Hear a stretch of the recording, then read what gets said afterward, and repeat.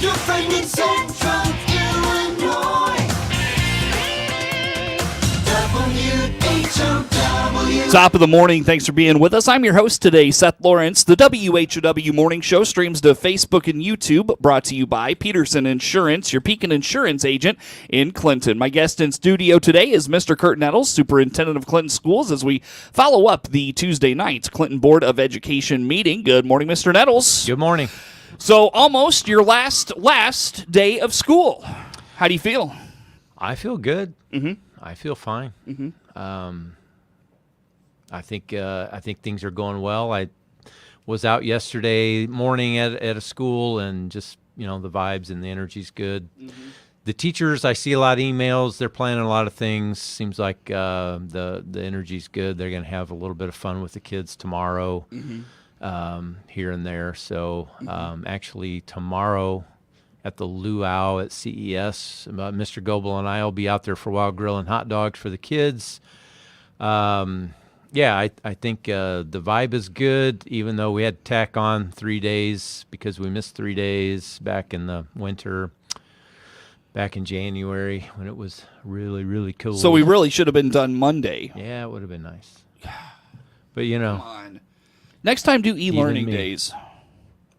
Next time, I won't have a decision. We could have. That's true. We could have gone past Memorial Day if folks on social media would have had their way. Why are you bringing kids to school today, right. Mr. Nettles? I was encouraged to call off a few more days than the ones we had, but no, it's all in good fun. Yep. Very good. So Thursday, last day of school. What's the deal? Mr. Wayne told me you're basically shutting off the high school. Yeah, if people remember, we had talked about this a little bit. So we have to replace what we call the switch gear at the high school, which is really the hub of all electricity at the high school. It's old. It needs to be replaced. Ryan Black has told us the last several years we're getting a little iffy with that stuff. So you don't wait until – sometimes you fix stuff when it breaks. Mm-hmm. You don't wait till this breaks. So we're going to get that fixed this summer. It's been in the plans for a couple of years now.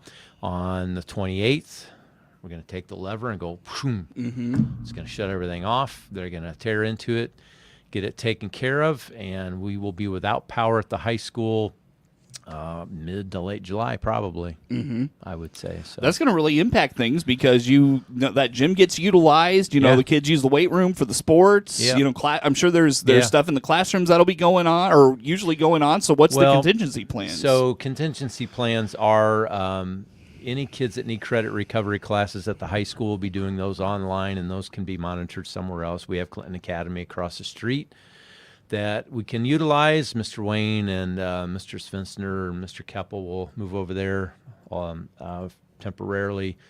Administrative staff might be over there temporarily. The unit office, we're going to move over to the junior high and utilize space there. So we've got people that need space farmed out to other spots. So we should be good to go. Very good. So you've got plans in place then. Oh, yeah.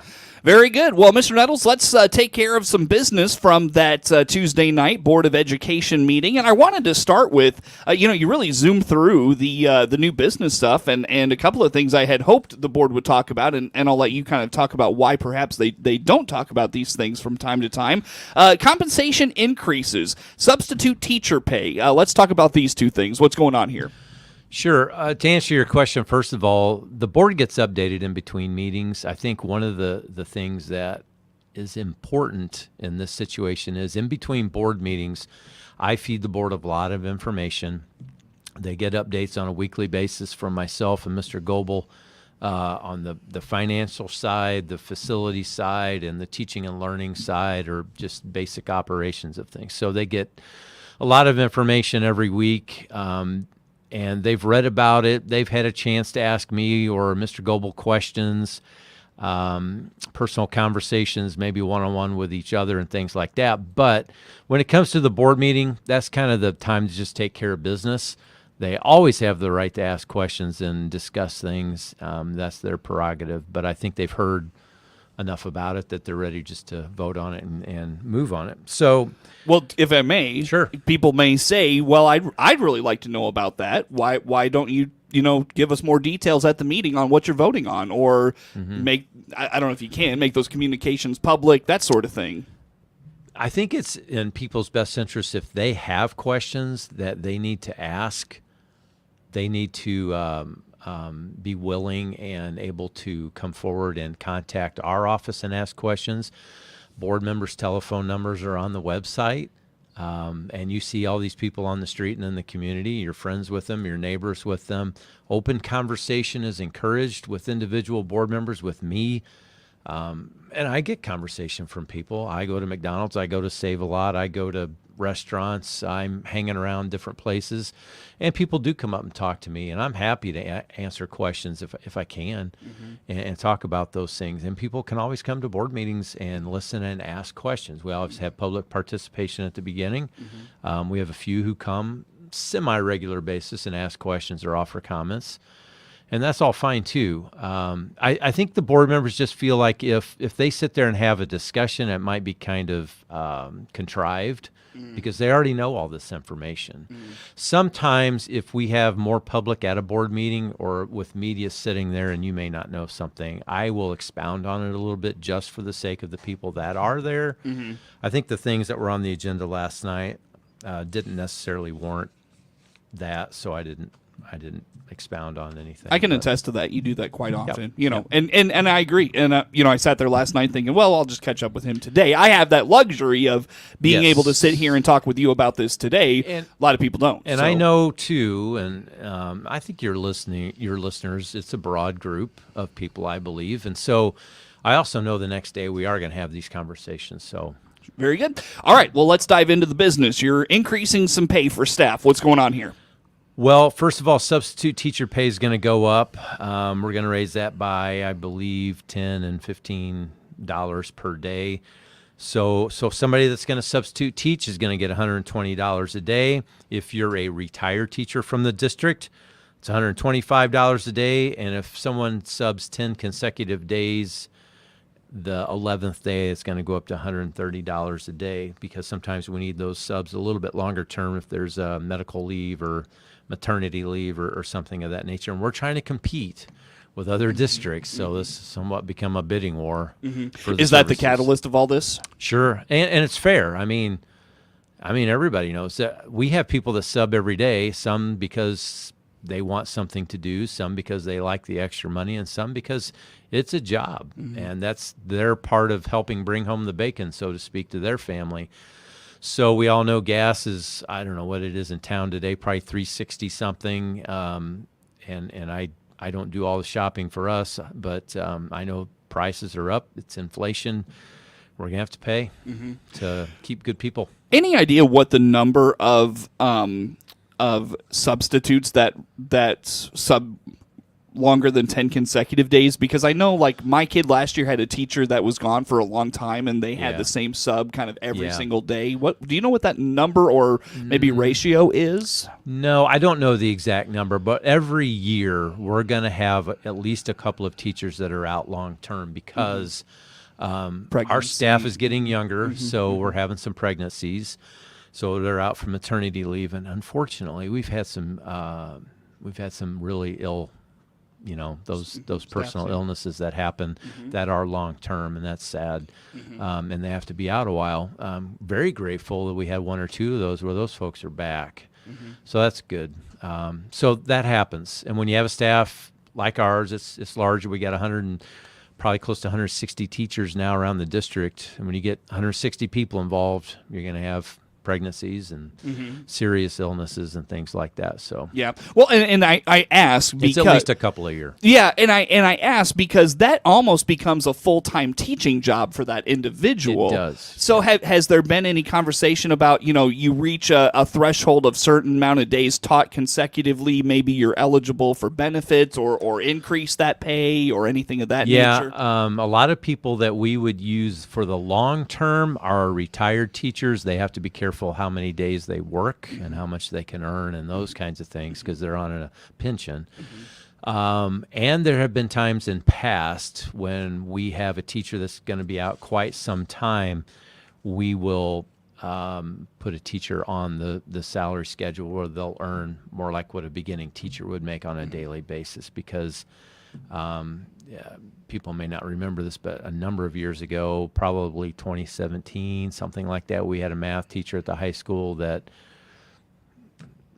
left. I won't go into the details, but we had that opening from October through the rest of the school year, basically, until Mr. Tracer Mills came in and started student teaching and then took over. But, we went and got somebody retired, and we paid them. Mm-hmm. We paid them what we would pay a regular teacher to do that because, number one, it's important. Mm-hmm. It is going to be all the lesson planning and the classroom management and all those things. So occasionally, if it's going to be a long time, we will up that pay to a more of what a basic teacher pay is going to be per day. I see. Very good. How about just in terms of the substitute pay? How does this compare to other districts around us? Yeah, we did. I didn't personally do it, but someone in the office did look at some of the school districts around us, and this put us very close to the top. Mm-hmm. We're not paying the most, but we are very close to the top. So I think I said we upped it $10 a day, which, and we may have to up it $10 a day next year. It just depends on what the market's calling for, and it's like, what do you pay for people these days, whether you're a state farm or a school district or whatever, what's it cost to get people to come in and do this job, and you have to make that happen. Anything else on all of that? I don't think so. I think we're really trying to stay ahead of the curve with minimum wage and then laws about minimum teacher salaries and those kinds of things, and be competitive so we can keep good people. That is Clinton School Superintendent Curt Nettles, our guest in studio. We follow up the Tuesday night Board of Education meeting. More to come with him on The Morning Show.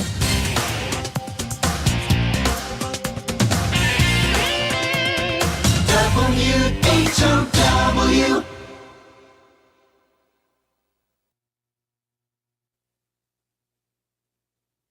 Let's check the opening numbers now at the Chicago Board of Trade on this Wednesday. Jim Taylor, RFD Radio Network. We start the day in the green across the board in corn, beans, and Chicago wheat. July corn opening 460 3/4, up 2 3/4. September corn up 2.5, 471. And new crop December 484 3/4, up 2.5. July beans 1238 3/4, up 2.5. August beans up 3 3/4, 1237 3/4. New crop November 1217 1/4, up 4 1/4.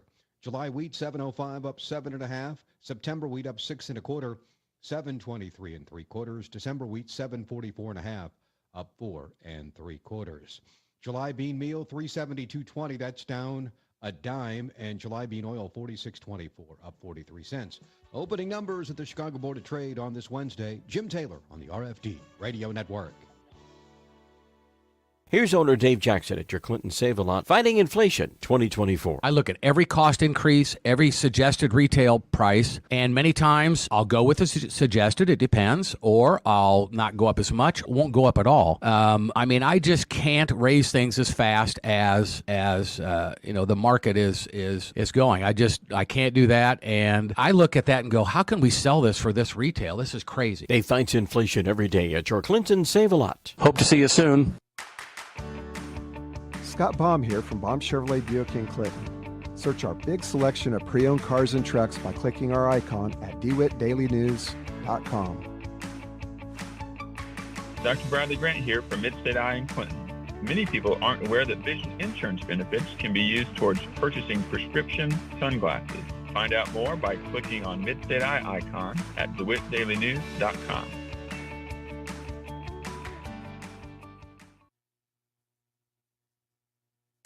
Your friend in Central Illinois, WHOW. Once again, good morning. Thanks for being with us. I'm your host today, Seth Lawrence. The WHOW Morning Show streams to Facebook and YouTube, brought to you by Peterson Insurance, your Pekin Insurance agent in Clinton. Again, Mr. Curt Nettles, Superintendent of Clinton Schools, my guest in studio today, following up the Tuesday night Board of Education meeting. Mr. Nettles, if you could speak to just a few more things on the agenda from last night. Transferring nearly $100,000 from the Ed Fund to the Debt Services Fund. What is this all about? What are you doing with this? We have an Apple lease that we pay every year. So all the iPads we have pre-K through grade 8 are on a lease. It's a fantastic program that we are easily able to afford. But it's a lease payment, so it's a debt. And so school accounting is weird, and it takes a while to understand it. So it's an instructional cost, which comes out of the ed fund, but it's also a debt. So I have to move that money to the debt fund to pay for it. So I have to have a resolution to do it. Anytime you move money from one fund to another, you do a resolution, kind of fancy lingo and all that to do that. So you have to pay it out of that fund. All right, very good. I wanted to ask about the Select Design Building contract for performance services for facility improvements. What's going on there? So basically, just to, I don't want to say dumb that down, but That's fine. There's so much legal. You're talking to me, Mr. Nettles, please. Legal mumbo jumbo these days. Attorneys want you to use, but basically that's us picking a firm that will take care of the health, life, safety project. We have to have an architect sign off on things, so we're using that company, and it also really cuts out some of the middleman. That company, with their architect and with their staff, they can go out and they can figure out what the best equipment is to use and get the best price and get all that going for us. And so we have to go through a process where we choose that. So there was some interviewing of companies that went on, and when the dust settled, that's the performance services who we picked. Why is it necessary for that service instead of just kind of taking it on a case-by-case basis? Does that make sense? Like project to project? You can still do it on a case-by-case basis. Sometimes Are they like on retainer or something? No, not necessarily, no. But if you get with a company that you like, we worked with Curt and Clark, the architect firm that built CES. We've worked with them a lot. So we're going with this company because Curt and Clark's not set up to kind of cut out the middleman stuff like PSI is. Okay, So okay. it's really the same kind of situation, but PSI can move a little bit quicker than Curt and Clark's set up to do now. So we're going with them on this particular project. For the frugal resident citizen that wonders why use taxpayer dollars on this, speak to that a little bit.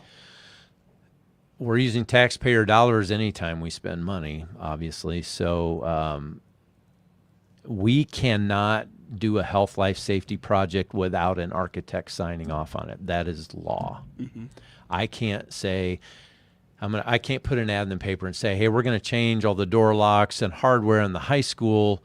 If you're interested, give me a quote. Because if it's over so much money, you have to get bids or you have to go through a process that this company can do. Plus, the State Board of Education says a health, life, safety project can't be approved by us unless you have a licensed architect signing off on it and taking care of it for you.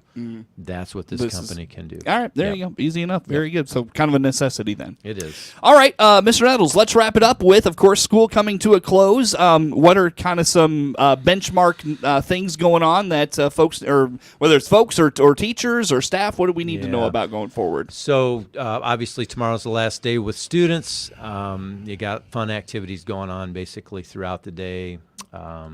So you may have information come home with your student, what's going on. I know at CES they're doing their luau, which they've done the last several years. So that'll be fun. Eating hot dogs, having a good time outside, different stations and different things to do. Friday is the last day for teachers. We're going to have our spring breakfast in which we're going to recognize years of service for people. Like if it's your 10-year, your 15, your 20-year thing, you're going to get recognized for that. Our teacher of the year in the district is going to be recognized, whoever that may be. We do not know that yet. Okay. Recognize our retirees. Easy enough. So end of school year is near. Any plans for the summer? Do you Yard golf? work. I don't golf. I love to do yard work, play with my grandkids, and sounds like you'll have a lot of that do this family summer. stuff. Yeah. There you go. Enjoy your summer, Mr. Nettles. Thanks for doing this one more time around the block with you on this one. Right. Looking forward to it. Very good. Curt Nettles, Superintendent of Clinton Schools, our guest in studio. We follow up the Tuesday night Board of Education meeting, and we stream to Facebook and YouTube. Brought to you by Peterson Insurance, your Pekin Insurance agent in Clinton. Network news on the way.